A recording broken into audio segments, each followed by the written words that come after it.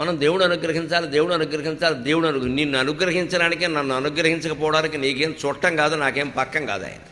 నువ్వు జపం చేస్తే నిన్ను అనుగ్రహిస్తాడు. నేను చేయట్లేదు కాబట్టి నాకు అనుగ్రహించాలి, అంతే తేడా. భగవంతుడు అనుగ్రహించడం మన చేతుల్లో ఉంది, భగవంతుడి చేతుల్లో లేదు.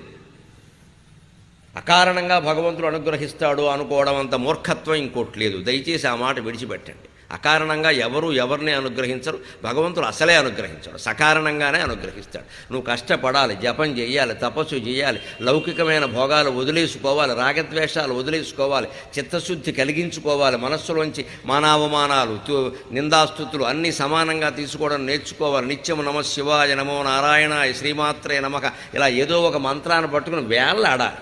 అలా అయితే అనుగ్రహిస్తాడు. ఇవేవి చేయడం చేతకాని వాళ్ళు పుట్టించింది ఏమిటి అంటే ఓ సామెత, అక్కర్లేదండి దేవుడు అలా నిష్కారణ ఏం లేదండి, అలా ఉండదండి. అక్కడ నిష్కారణమైతే అందరినీ అనుగ్రహించాలి కదా, ఎందుకు చేయట్లా?